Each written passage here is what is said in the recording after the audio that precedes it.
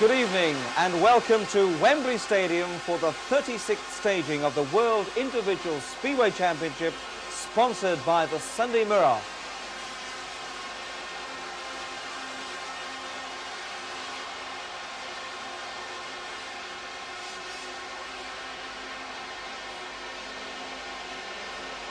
In this meeting you don't go out and you got an easy, you can't look in the program and say, well, this is an easy race, because they're all hard, really hard.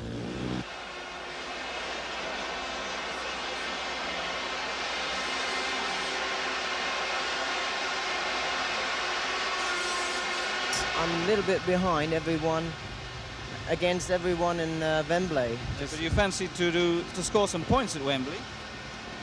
I will do my best.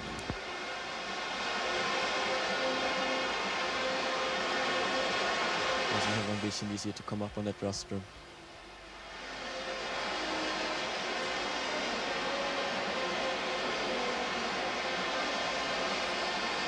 But I think it's going to be a really good racing track on Saturday.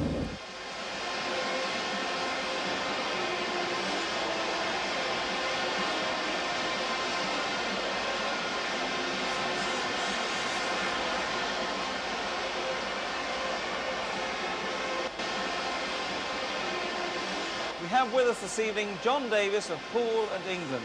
John, you were on a World Final parade a year ago. What's going through the minds of these competitors? I think most of them are just thinking about their first race and winning that first race. It's essential to get off to a good start, not just from the starting line, but to win your first race, or, you know, at least get 2 points from your first race.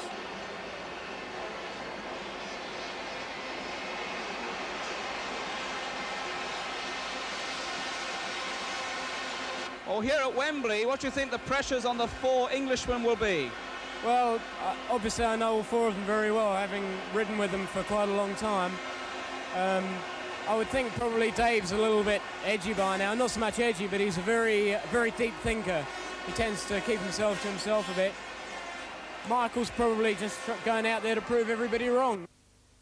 Me this year, I think I've been written off, really. I think a lot of people have put me out of the, you know, favourite category, and I should be out there to try and prove them wrong. I would say Kenny's probably trying to do an Ivan Major. I think Ivan's probably geared him up the right way and told him exactly what to do. He's probably just like an Ivan Major inside a Kenny Carter shell at the moment.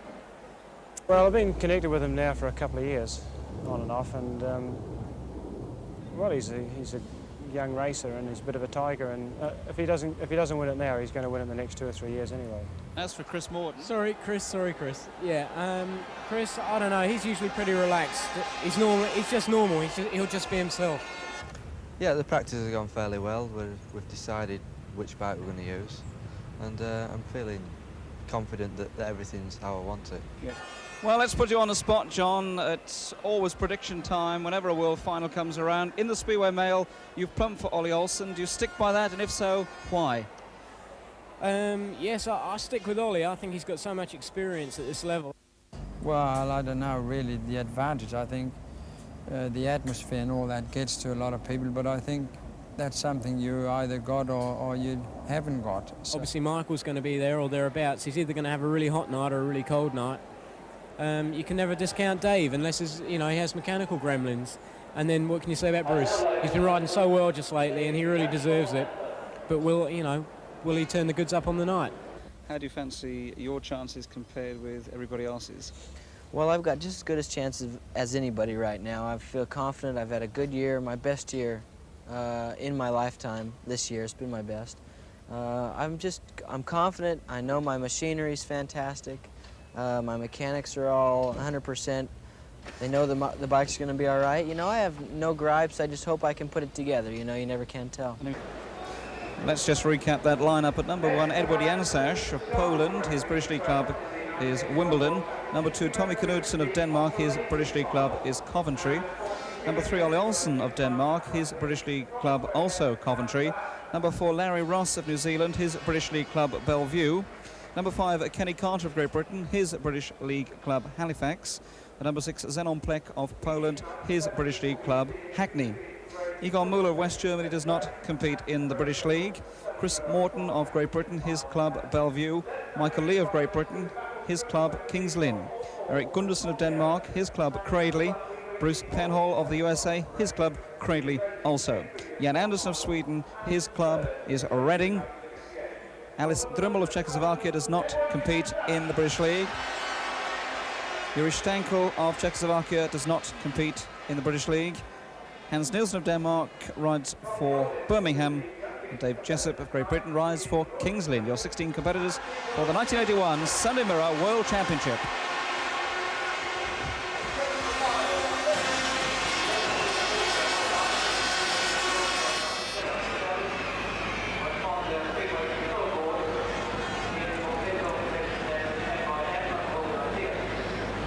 So into Heat 1 with Edward Jansash in red on gate 1, Tommy Knudsen in blue on gate 2, Ollie Olsen in white on gate 3, and Larry Ross, yellow and black, gate 4. 3 points for a win, 2 points for second, 1 point for third, no points for coming last. Heat 1.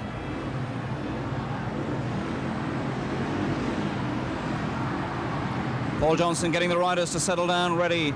The tension in front of the 92,500 crowd, absolutely electric. The track well prepared by Len Silva. Roller wet and grippy, the tapes away. A very even start. Olsen comes charging through the middle there. Ross attempts to come to the outside successfully. Ross to the lead. In comes Tommy Knudsen from that pack. All sorts of bumping and barging. A very close first corner, but it's Tommy Knudsen in the lead. It's Ollie Olsen now is second. In third place, Edward Jansash. And in fourth place, Larry Ross, who looks so good on the first turn. But Tommy Knudsen leading by the literal mile here. Olsen in second place under pressure from Edward Jansash of Poland. The two Danes, but it's the junior Dane, Tommy Knudsen, the 19-year-old, leading the 34-year-old Great Dane, the 3 times world champion Ollie Olsen in second place. What a dream start for Tommy Knudsen. If he wins tonight, he'll be the world's youngest ever Speedway champion. What a wonderful start for him as he comes round the pit's bend at Wembley, comes in to take the yellow flag for Paul Johnson. Just 1 lap from a tremendous debut. It's his first world final. He's 19 years of age. This is utterly sensational. All the money was on Ollie Olsen, but Olsen is now looking at the rear wheel of his young compatriot as Knudsen comes round for the final time. He comes in, 3 points for Tommy Knudsen, 2 for Ollie Olsen, 1 for Edward Jansash, and none for Larry Ross. A sensational opening to the 1981 World Speedway Championship. So into Heat 2 with Kenny Carter in red on gate 1. Igor Müller in blue on gate 2. Zenon Plek in white on gate 3. And Chris Morton in yellow and black on gate 4. Well, 2 Englishmen, plenty here for the British fans to cheer at Wembley. Kenny Carter, who represents Halifax, on gate 1, and Chris Morton from Bellevue, Manchester, on gate 4.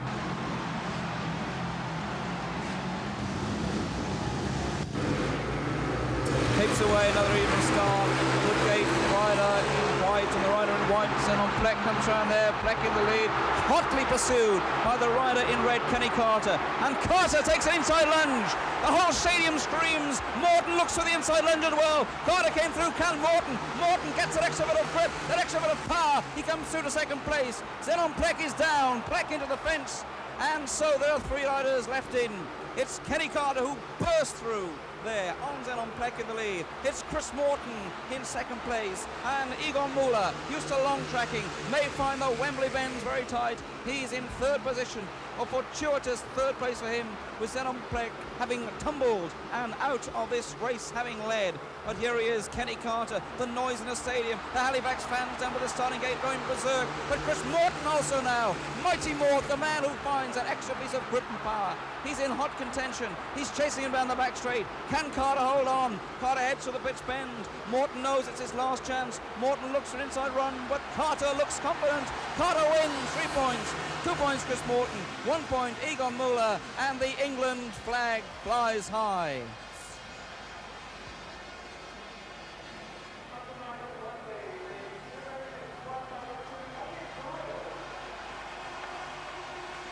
Well, we've got an enormously strong lineup here for Heat 3 with Eric Gundersen, Bruce Penhall, Michael Lee and Jan Anderson. John, your assessment?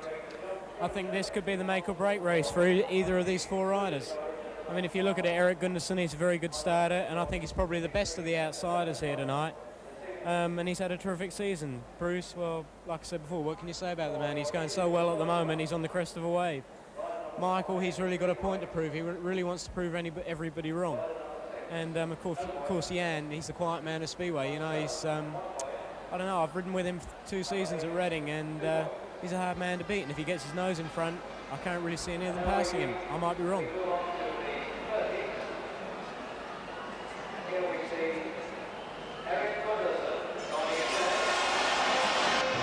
So we have Eric Gundersen in red on gate 1, Bruce Penhall in blue on gate 2, Michael Lee, the defending champion, in white on gate 3, and Jan Anderson in yellow and black on gate 4. As John Davis has said, this is a make or break race. A good start is very, very important. You've got 4 potential heat winners here. Now let's have a look. This could set the pattern.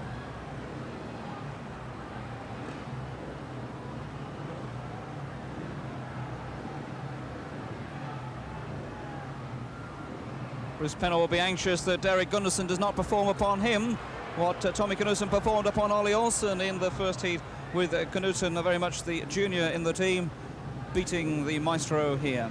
Well, let's have a look. We're all ready. The whole place is rather quiet at the moment. A little bit of nudging from Bruce Penhall.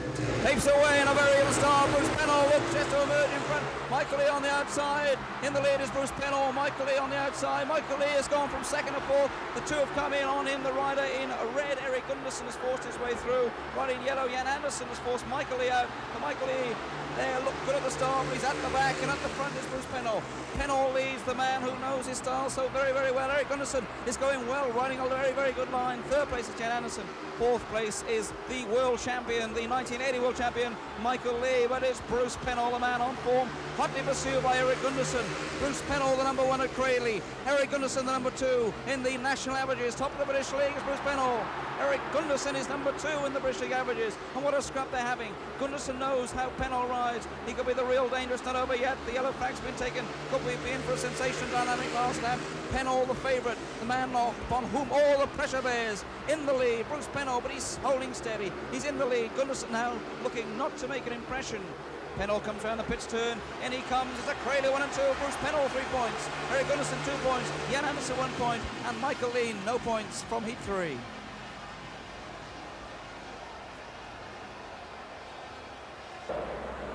Well, John, a very interesting heat. How do you see it? Well, I think with Bruce winning it as easily as he did, he looked very cool, very confident, and very calm, and I think it's going to take a good man to beat him tonight. Okay, thank you. Well, heat 4 means we have 4 riders here having their first taste of the track. Hans Nielsen on gate 1 in red, Yuri Stenko gate 2 in blue, Dave Jessup gate 3 in white, and Alice Drimmel gate 4 in yellow. 2 men to watch here should be Nielsen in red, Dave Jessup, the England captain, in white. Jessup could have won the title here at Wembley in '78, but for an engine failure, he'll be hoping to make amends in this heat 4. Just waiting for Paul Johnson to ensure everybody are ready. Tips away in a good gate from Dave Jessup. Jessup. Jessup comes across the field, goes into the lead. Absolutely tremendous reception. And now coming around the outside in yellow, Alice Drimmel, who dribbles past the inside by Hans Nielsen. And it's Nielsen now in second place, Drimmel third, and Stankel fourth. But a golden start for Dave Jessup. Just the sort of dream start he would have wanted and expected. He's an ex-Wembley rider, though that's 10 or 11 years ago. And obviously the Wembley circuit has changed somewhat, but the atmosphere hasn't. Inexperienced man, he's 28 years of age. It's a now or never attempt in this final. And there he is in the lead, though it must be said, Hans Nielsen is certainly getting a little closer and a little closer as the bends come down. In fact, he's got him in his eyesight. Dave Jessup leads. Second, Hans Nielsen. Drimmel, Telly was third, and Stankel fourth. But the battle is on, going to be on this last lap. Can Dave Jessup hold that lead? Because Hans Nielsen is looking menacing. Nielsen takes a very wide line on that bend, leaving Jessup to look untroubled as they come now down towards the pits. They come round the final turn. It's going to be England 3 points here, I think. Yes, Dave Jessup can afford to go over his shoulder. It's Hans Nielsen 2 points, and in third place, Yuri Stankel 1 point. A marvellous England victory. Well, every rider's had his first race. How's the track looking to you? It's looking very greasy around the inside. Looking from up here, that is, anyway. The first couple of races look very slippery on the inside. I think it was probably basically due to a little bit of overwatering, maybe, on the hard patches of the track, and probably the patches that were in the shade, you know, and they didn't really dry out as well as the rest of the track. It's starting to dry out a little now, and the racing's starting to get a bit better. Right, thank you, John Davis. So into heat 5 with Alice Drimmel no points, gate 1 red, Edward Jansash 1 point, gate 2 blue, Kenny Carter 3 points, that's a heat win, gate 3 in white, and Michael Lee no points, gate 4 in yellow. This is heat 5.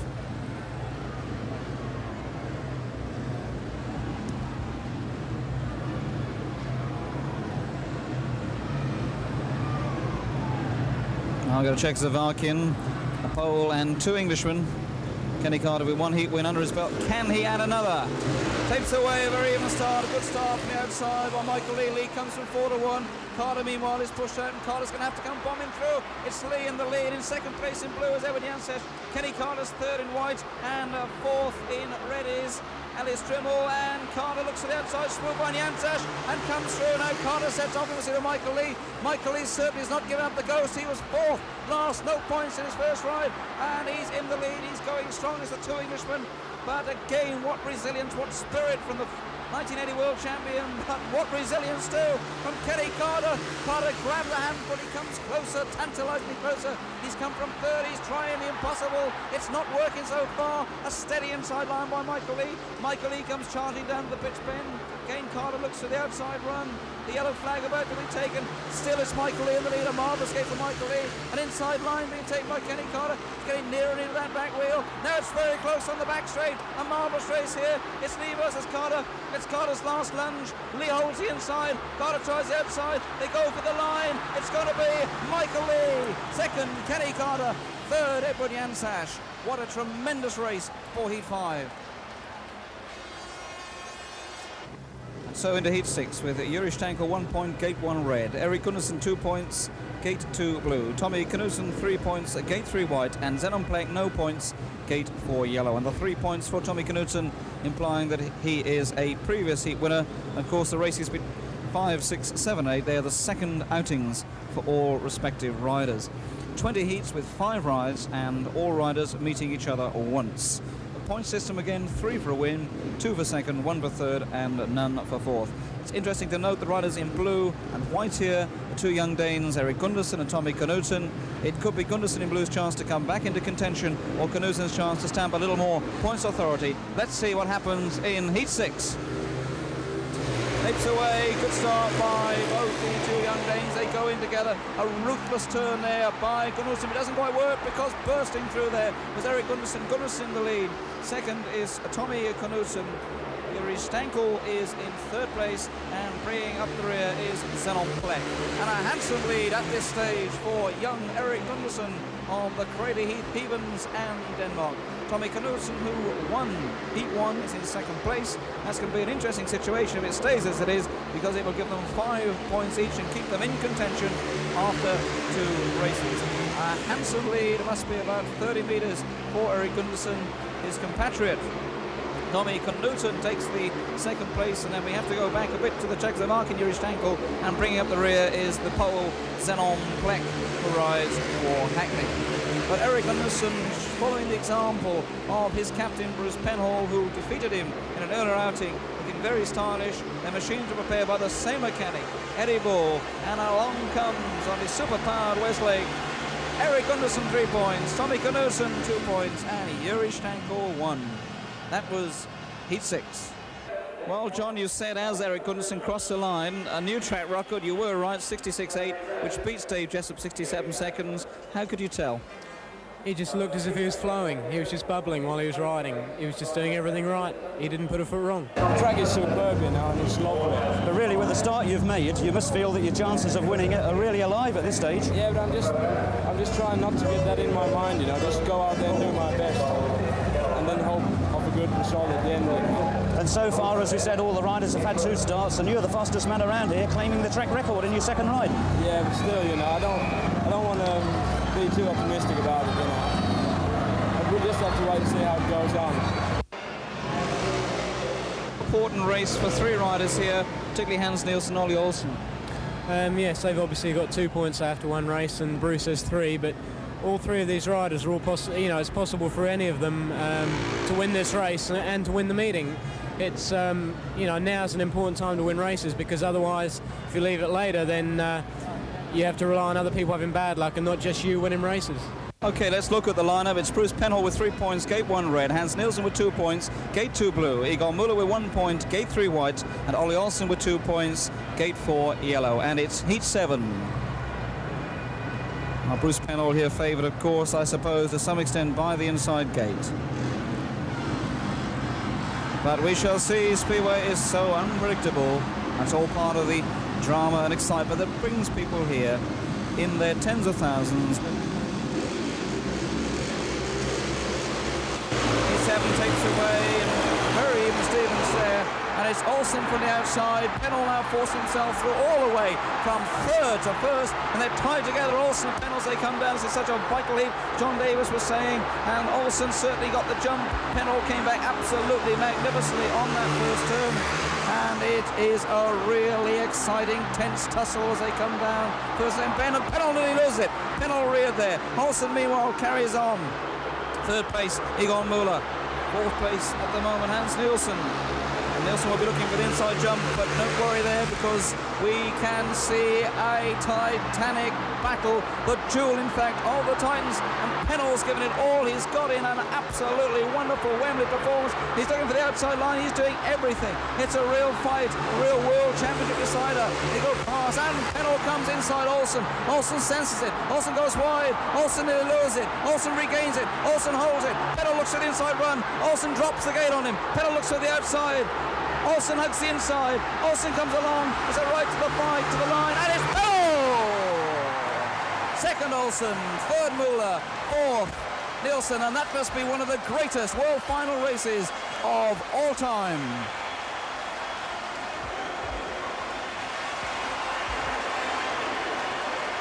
One of the greatest Wembley races I've seen. How about you? Definitely, it just proved that Speedway is an all follow the leader. Bruce made a bad start and he passed Nielsen on the first corner, and then he just gradually picked Ollie, he just picked up ground on him all the time for the next 4 laps, or 3.5 laps, and he just rode a brilliant last corner. I think actually Ollie outthought himself then, because instead of letting the bike run on the last corner into the dirt, he thought Bruce would be up the inside, and Bruce just came right around the outside of him. Well, fine, when we come to talk to you after Heat 8 about everybody's prospects, I'm sure you'll be recapping that particular victory. So into Heat 8 with Larry Ross and no points on Gate 1 in red. Chris Morton, 2 points, Gate 2 in blue. Jan Anderson, 1 point, Gate 3 in white. And Dave Jessup, 3 points, a previous Heat victory, Gate 4 in yellow. I'm sure that Dave Jessup will be looking very closely at Bruce Penhall's performance in the previous Heat, If he wins this, he also will be unbeaten after 2 rides. But that's a tall order because he's got some very formidable opponents on the inside of him. Let's see how things turn out here in Heat 8. 2 Englishmen, Chris Morton in blue and Dave Jessup in yellow.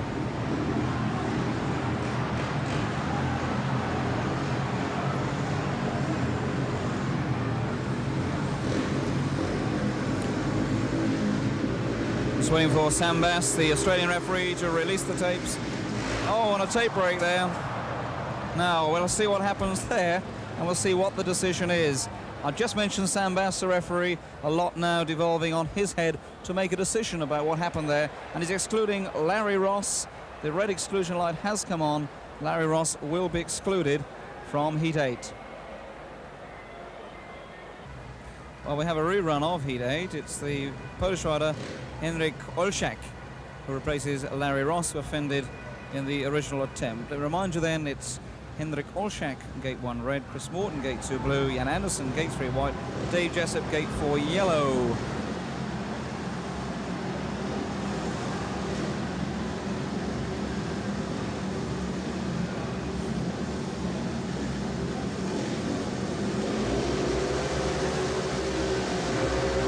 Long delay on the tapes away, looks good for Jessup, looks even better for Anderson, and when it came to that decisive crunch, it was the English captain who outwitted the Swede and now speeds away down the back straight. Dave Jessup in the lead. In second place is Jan Anderson, Chris Morton is third, Henryk Olszak is fourth. Dave Jessup there for a second or two on the first bend, looked in danger but wasn't, and if any danger exists at the moment, it's for Jan Anderson, whose second place may soon, very soon, come under challenge from Chris Morton, who's looking for grip and power around the outside and coming up the back straight. Jessup has a reasonable lead, then comes Anderson, but all the time the magic and mighty Morton from Manchester is looking to keep to grips, and after his all-king performance, he came from nowhere. Who can discount him?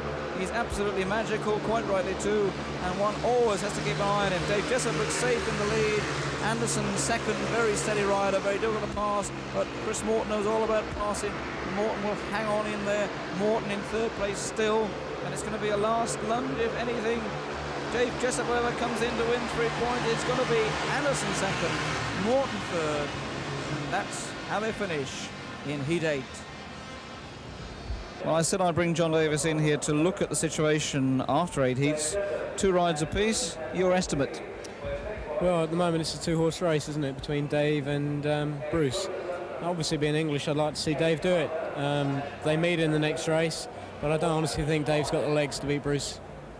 Being honest, I think it's Bruce's night. He's riding well, especially after that last race. You know, he really outthought Ollie and he outrode him. The track seems to suit him. There's dirt around the outside. Dave doesn't seem to be riding quite as wide as Bruce. He seems to be staying around the inside a little more. I don't know, if Bruce gets caught up in the traffic, if he makes a bad start, then maybe Dave can pull out a big enough lead early on. You know, too big for Bruce to do anything about.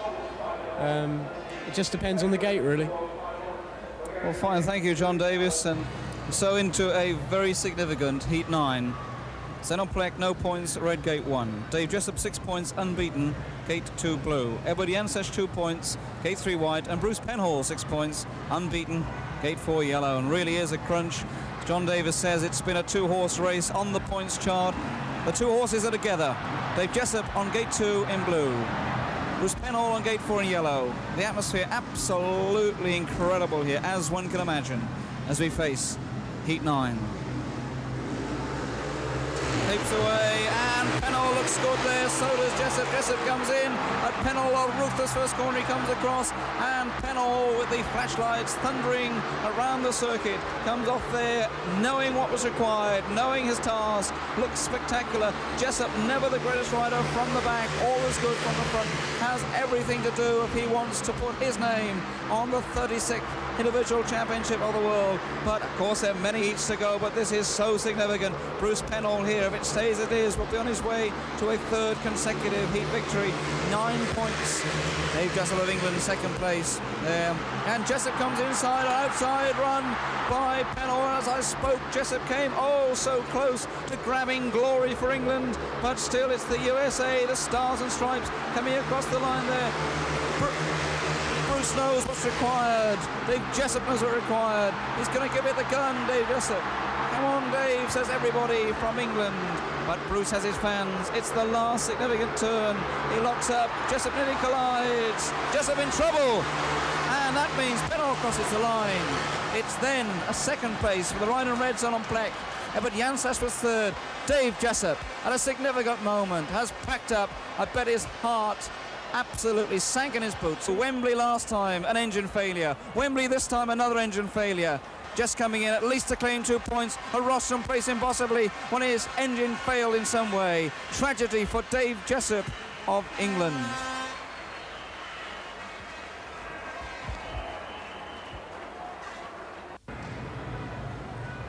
And so Heat 10 brings together some very high scorers. Jan Andersen, 3 points, gate 1 red. Kenny Carter, 5 points, gate 2 blue. Hans Nielsen, 2 points, gate 3 white. And Tommy Knudsen, 5 points, gate 4 in yellow. A very strong lineup with obviously Kenny Carter and Tommy Knudsen sweating there on those 5 points and hoping to keep in contention with the leaders. But no one can ignore that Jan Andersen and Hans Nielsen are themselves first-class riders. A very strong lineup for this Heat 10.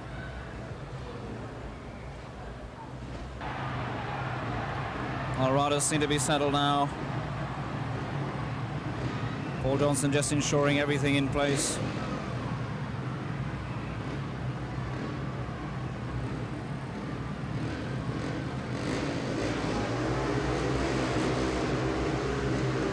Hips away, and also anchors to go.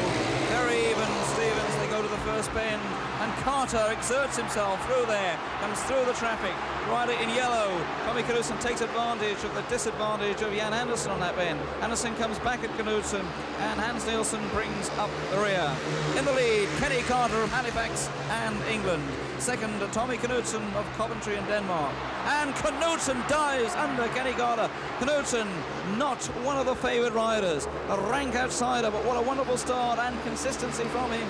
And he's chasing Kenny Carter, and Kenny will know at the end of this 10th heat that he's been in a tremendous race. But England is so proud of the 20-year-old who has spent the last 2 seasons emerging amongst the England ranks. He's now under the tutelage and managership of 6 times world champion Ivan Major. Ivan set him up this special Westlake, and that Westlake has got poke and potency as he pushes his way around the top bend there at Wembley. Comes down the back straight, comes into the pitch turn. Knudsen still hasn't given up the hunt, but no, it's Carter 3 points, Knudsen 2 points, Andersen 1 point.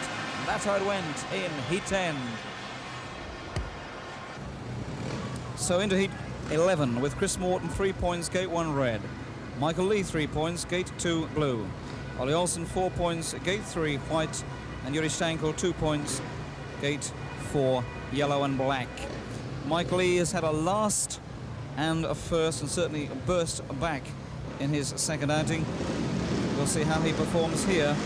In Heat 11, he, of course, the rider in blue.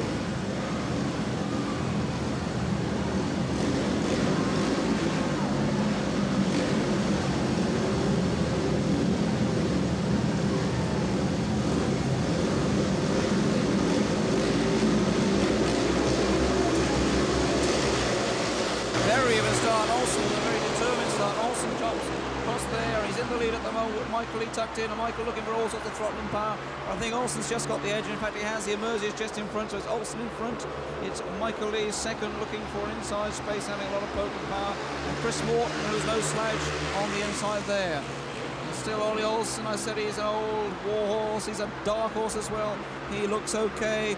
Michael Lee under pressure of Chris Morton. Now Michael Lee is for the moment shaken off. Chris Morton is going after Ollie Olsen, but Morton's coming for an outside run here. This could be insignificant. And Morton and Lee coming down that front straight there, very, very tight. Morton courageously bursts through.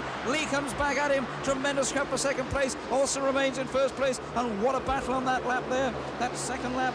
Coming to the end of the third lap. Olsen was a narrow lead on Michael Lee. Michael Lee having pressure from Chris Morton. Will Morton come again?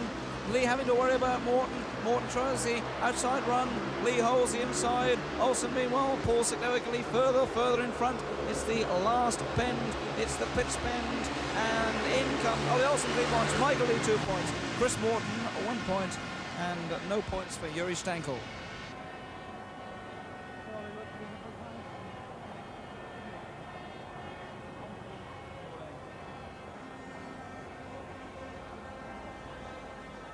So into heat 12, when every rider will have completed 3 rides apiece. It's Alice Drimmel with no points, gate 1 red. Larry Ross with no points, gate 2 blue, so they've got something to go for.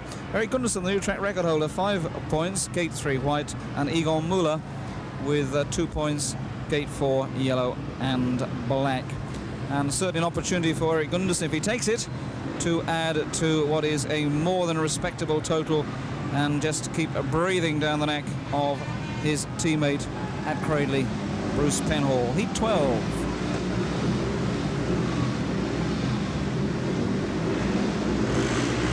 Rider's very steady, takes away, good gate from Müller. Also from Gundersen settled himself, looks very good, stylish, comes round that bend very well. Müller comes into 2nd place, Drimmel into 3rd place, Larry Ross brings up the rear. And look at that style, and all sorts of problems, and engine failure, I think, for Erik Gundersen. Oh no, all sorts of problems there for him. He seemed to suffer something, went from first to last, and has had a horror-struck story, which leaves Egon Müller in the lead. It leaves Alice Drimmel 2nd, Larry Ross 3rd, and way behind, looking ever so stylish, but I'm sure sick and sad, Erik Gundersen.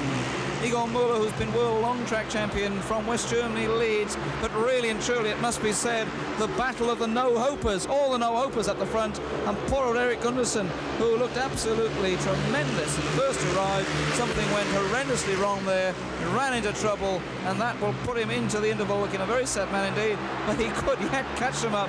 Egon Müller's got a magnificent lead now as he comes round with the checkered flag in sight. There'll be points here for Drimmel and for Ross, and poor old Erik's going to come last.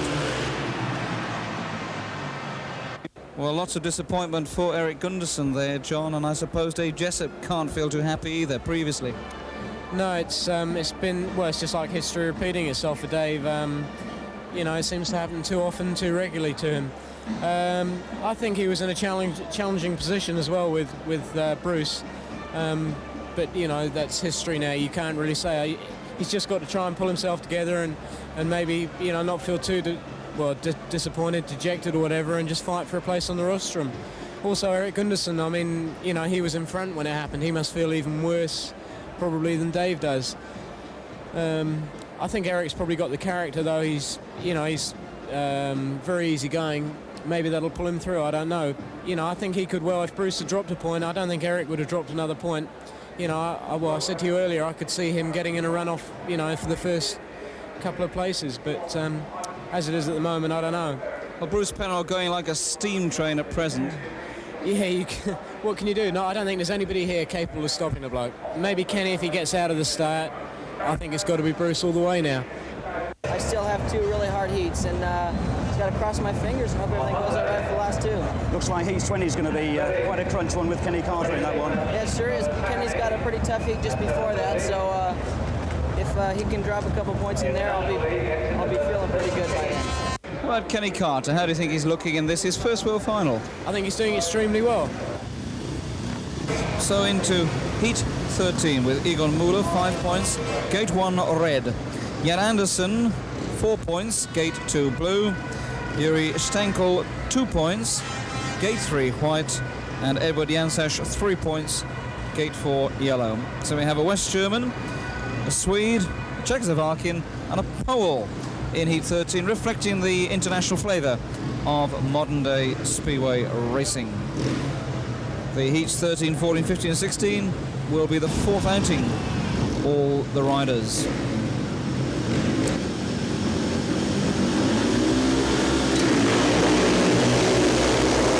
Okay, there from Jan Andersen.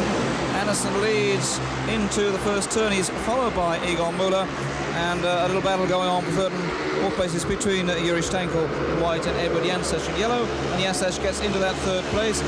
Andersen in the lead. In 2nd place, Egon Müller of West Germany. Edward Jansash of Poland is 3rd. Jan Andersen, full of jet-like starts at the Reading Racers Stadium at Smallmead, showing that sort of class which hasn't been too apparent in this World Final so far, but no doubt he's been overhauling and looking at his Westlake during the interval, and certainly whatever he's done has provided the answer Full credit to Igor Muller, who's in second place because he doesn't ride regularly in the British League, and he's keeping out Edward Janssens, who's looked very impressive in recent weeks for the Wimbledon Downs down there in South London. But let's come back to the man who's showing them how in this heat. Jan Andersson of Sweden, very impressive, very stylish. The Superman, the #1 Swedish speedway rider. 3 points for Jan Andersson, 2 for Igor Muller, 1 for Edward Janssens. That's how they finish in heat 13. Into heat 14, Tommy Knudsen, 7 points, gate 1 red. Alice Drimmel, 1 point, gate 2 blue. Chris Morton of 4 points, gate 3 white. And Bruce Penhall, unbeaten so far, 9 points, gate 4 yellow and black. Now can this be the continuing saga of the American superstar, the #1 at Cradley Heath, Bruce Penhall, the only man who remains, as I say, undefeated in, again, a significant race, aren't they? All in World Finals, but an especially significant heat 14. He's got on the inside of him some pretty hot opponents. Tommy Knudsen, who's had, as John Davis said, a very good and steady first World Final, and Chris Morton, who is always a danger. Well, tremendous bubbling enthusiasm here at the stadium. The riders settle. Concentration is 100%.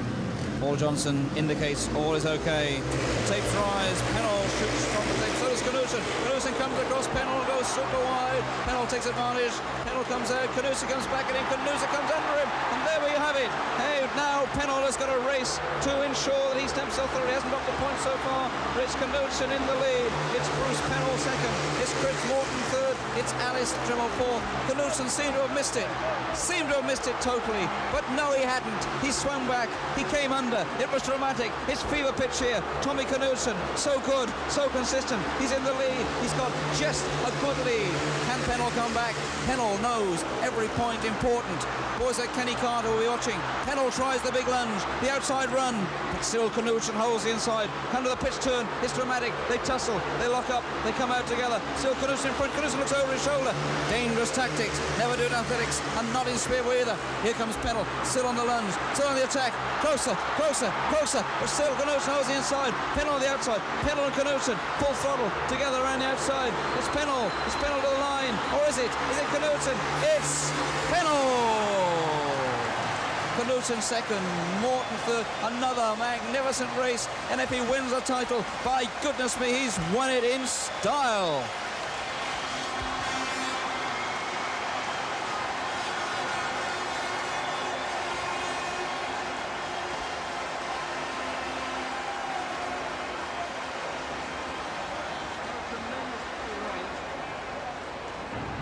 So in heat 15, Dave Jessup 6 points red, gate 1. Ollie Olsen 7 points, gate 2 in blue. Eric Gunnarsson 5 points, gate 3 in white. Kenny Carter 8 points, gate 4 in yellow. All high scorers, all vitally important. Kenny Carter must win to keep on the tail of the man we've just seen in action, Bruce Penhall. Kenny Carter, he's on gate 4 in yellow. But lots of formidable opposition. Eric Gunnarsson, no doubt, will be wanting to make amends and go well for the sake of Bruce Penhall, his trading teammate. A tremendous gate from Jessup, puts the whole field into difficulty there, and it's Jessup well in the lead. It's Kenny Carter second. In third place in blue, it's Ollie Olsen. A lot of popping and backing, and Eric Gunnarsson attempting to come right round the outside, and he does so successfully. Tremendous swoop there by Eric Gunnarsson. Somebody's popping and banging badly out there. I don't know if it's Carter, but it may be Carter the way, in fact, he's gone from first to last. Everything is evaporated. It's a story of engine failures, as said earlier, and an engine failure for Kenny Carter. Really good news for the Penhall camp. But here comes DJ, who lost a Jubilee clip, would you believe, in that heat you saw before the interval, but nothing so far remiss. Crossing our fingers, it's Jessup, but Gunnarsson going like an absolute bomb. He came from nowhere, absolutely nowhere, and he's hot on the tail of Jessup, and Jessup packs up as well. The two Englishmen suffer tragedy, a double tragedy for Dave Jessup. And here comes Eric Gunnarsson in to take the points, and the guy in the blue helmet, Ollie Olsen, spectator-in-chief, takes 2 points, and then nobody's pushing home. For the rest, they're dejected, they've given up. That's terrible and horrible news. Dave Jessup on the opposite side of the starting gate, looking, thinking, what the hell's going on here? And Kenny Carter already back into the pits. and Eric Gunderson, Ollie Olsen say, thank heavens. On heat 16 has Michael Lee with 5 points and gate 1 in red. Solon Plek with 2 points, gate 2 in blue. Larry Ross with 2 points, gate 3 in white. And Hans Nielsen with 2 points, gate 4 yellow and black. And no doubt the 1980 world champion Michael Lee on gate 1 in red will be looking to bump up his score and end the night with a respectable score. And of course it must be remembered, with all these engine failures going on, that there could be quite a tight battle at the end of this World Championship for rostrum places, if not necessarily number 1, then certainly the 2nd and 3rd places. But Speedway, as we've seen, full of surprises. Let's see what's in store for us in heat 16, and after this every rider will have had 4 rides, and we'll be asking John Davis then for his assessment and his predictions as we look at the final 4 heats. But let's get heat 16 underway with Michael Lee, as I say, in the red helmet, having a superior margin on these other 3 opponents in this race. Takes away, very even start. Lee hugs the inside, comes through, but it's the rider in white, Larry Ross, who comes across, and around the outside of him, Hans Nielsen and Lee. Certainly the pre-race favourite is at the moment only in 3rd place, and it's the rider in white, Larry Ross, showing us a thing or two. A very smart gate there for the New Zealander. New Zealand represented this year only by Larry Ross and not by Ivan Major, who didn't get through from Boyens. Hans Nielsen, he's in 2nd place, and Michael, who just pulled a wheelie over there in the back straight, he's looking to come outside of Hans Nielsen here. Very tight there coming up that front straight, and Michael hanging on for dear life, hose the throttle, but Nielsen, he's a hard, competent performer, comes across him, and we mustn't forget that they're sitting with the blue helmet is Zenon Plek, and Zenon, we forgot all about Zenon, nearly went from 4th to 2nd. Michael Lee is relegated to the back at the moment, not looking good at the moment, but it does look very good for Larry Ross, because while all this archie-barchie and points picking is going on for 2nd, 3rd and 4th places, Larry Ross has absolutely scuttled off. It's Larry Ross 3 points, Hans Nielsen 2 points, Zenon Plek 1 point, Michael Lee, unfortunately, there last. Heat 16.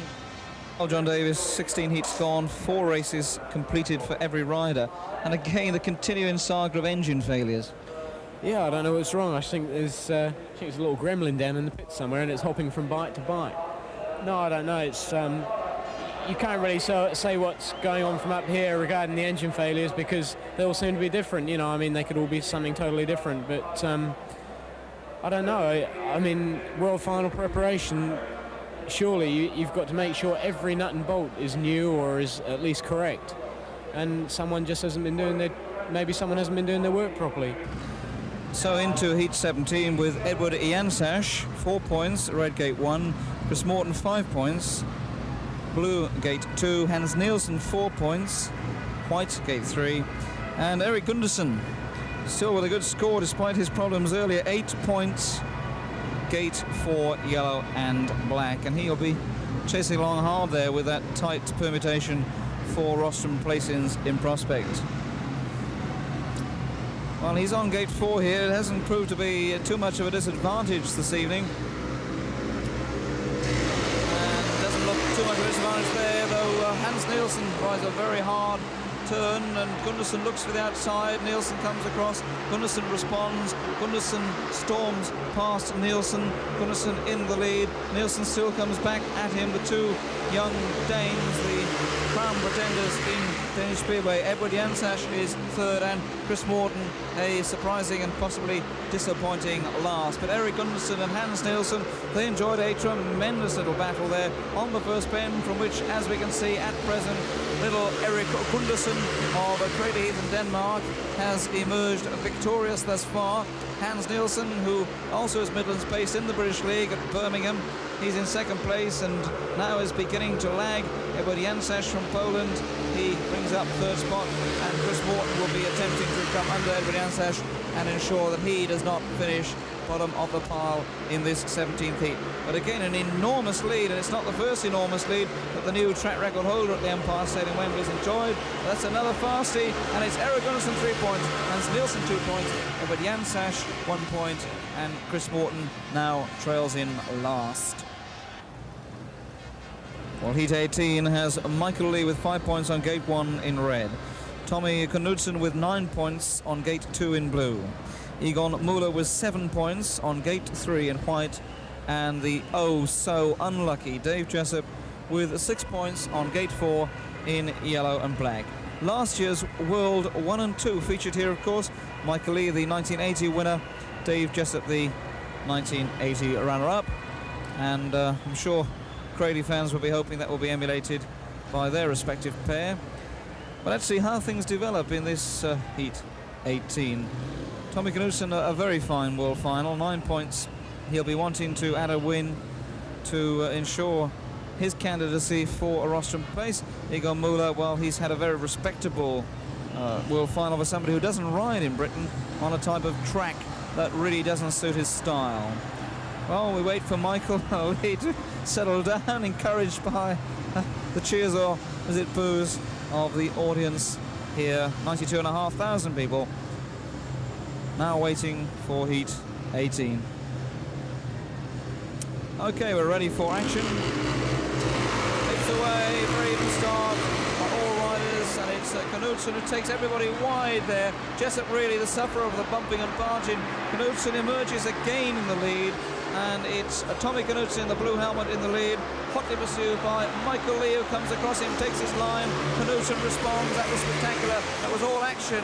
Knudsen really there has knocked Michael Lee off. We've got controversy. Michael Lee won't be very pleased about Knudsen's tactics there. The bike left on the track. The race continuing. Nothing being done. No red lights coming on. Knudsen seemed to take him wide. We'll see what John Davis thought, but the race is still in progress with Tommy Knudsen in the lead. Igor Muller trying to catch him up in second place, and they're enjoying a point after he'd been bumped and barged was Dave Jessup. Well, Muller's chasing very hard here. He's got a super tune Latin hammer Westlake, and he's certainly staying very close to Tommy Knudsen. I'm sure that Michael Lee will have a comment or two to make about what happened there.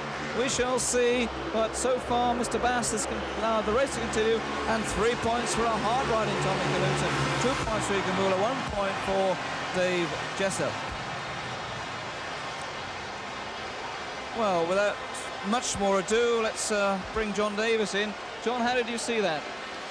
Well, I don't know. Michael went into the corner. He rode a very good corner, the corner before he crashed, and he passed Knudsen, and they went in the corner very tight, and it sounded to me as if Michael broke a chain. I don't know. I don't think Knudsen knocked him off. It just sounded as if Michael broke a chain. Right, fine. Well, Sam Bass certainly allowed the race to go on, and so obviously the result for heat 18 will stand, and that puts Tommy Knudsen in an interesting totals position. And so into the penultimate heat, heat 19, with Ollie Olsen 9 points, gate 1 red, Jan Andersen 7 points, gate 2 blue, Alice Drimmel 1 point, gate 3 white, and Zenon Plek 3 points, gate 4 yellow and black. Ollie Olsen will have seen Tommy Knudsen's performance in heat 18. He knows he must win to force a runoff for second place. Let's see how he gets on, because Jan Andersen is beginning to come back. Could be a very interesting heat 19. Takes away a very good break, and Olsen comes across the field, a very hard turn, and in concentrating on everybody else, he nearly gave it to Jan Andersen, but with a great burst of speed, incredible burst of speed, Westlake power and action there. He comes around the outside of Jan Andersen. His Westlakes aren't slow either. The rider in white, Alice Drimmel, who reared but recovered, holds third place. Zenon Plek brings up the rear. They're beginning to string somewhat as they come out of the pit's turn, but Ollie Olsen desperately needs these 3 points. He, as John Davis says, creeps along in the points chart, and he'll be looking there. A man who's always done well at Wembley. He's had 2 victories and other situations which have been beneficial to him as well. But he's away here with 1 lap to go. It's going to be a masterfully pupil runoff, incidentally, therefore, between the great old Dane, 34-year-old Ollie Olsen, the original competitor over here in British League, and Tommy Knudsen, one of the new breed. Then he comes 3 points here for Ollie Olsen, 2 for Jan Andersen, and 1 for Alice Drimmel. Well, what could be better? That heat 20 should decide who will be the 1981 world champion. Kenny Carter, 8 points, gate 1 red. Yuri Stankel, 2 points, gate 2 blue. The man that all the attention's on, Bruce Penhall on his Westlake. Gate 3, 12 points, unbeaten so far. And Larry Ross, 5-point skate for yellow and black. Bruce Penhall can afford to come third and be the world Speedway champion and defend that title in a year's time at Los Angeles.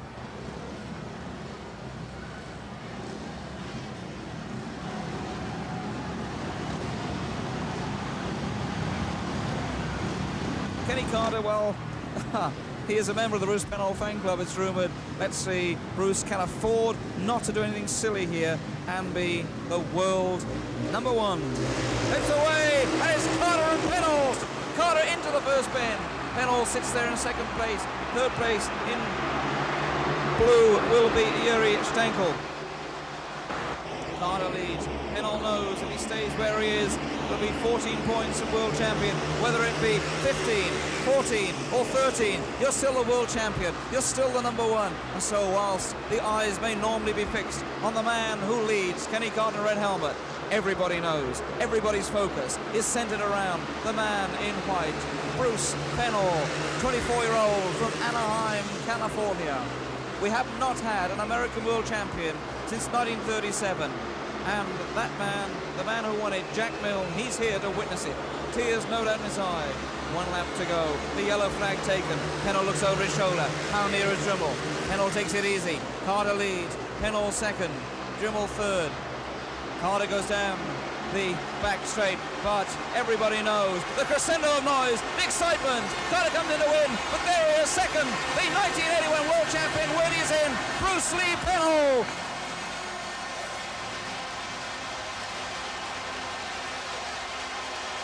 Penhall, the 1981 World Individual Speedway Champion. Many congratulations from Eurovision. A great night for you, of course, and your country. Yeah, it sure is. You know, I'm really happy for not only for myself, my family, but my sponsors, and for all of America. I'm just really happy, and it's all over with now, and I did it. It's been 44 years since it's gone to the land of the Stars and Stripes. It's been a long wait. That's right. I don't know what to say, but I'm happy it's all over with now, and hopefully I can do it again next year. Everything went great today, and I couldn't have done it by myself. My sponsors and my mechanics and everybody else were just fantastic. Really caps a marvellous year for you, though, doesn't it? It sure does. Well, Ollie also knows all about World Finals and World Final runners, but could we see the end of an era? Both Coventry riders, both Danes, they know so much about each other. Olsen ruthlessly comes across Knudsen. Knudsen will be attempting to come back as he does now. He's got Ollie Olsen in sight, but Ollie Olsen, no slouch, no fool. Experience galore, came over here in 1967 and has been at the top ever since. Tommy, well, it's his third British League season. He's a lot to learn, but how wonderful that he's going to end on the rostrum come what may. Ollie Olsen powers out of that bend. Turned to Westlake this year after many years with a rival concern. Tommy Knudsen, who's been with Westlake since he graduated from 50cc in Denmark. Around they come. Paul Johnson waits with the yellow flag. He sees them in his sights. Knudsen comes nearer, tantalizing nearer. Olsen senses the danger. He pulls away. He looks commanding. He comes round that top turn.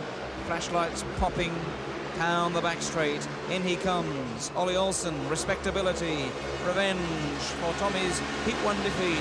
Ollie Olsen, world number 2. Tommy Knudsen, very happy, world number 3. So to the victors, the spoils.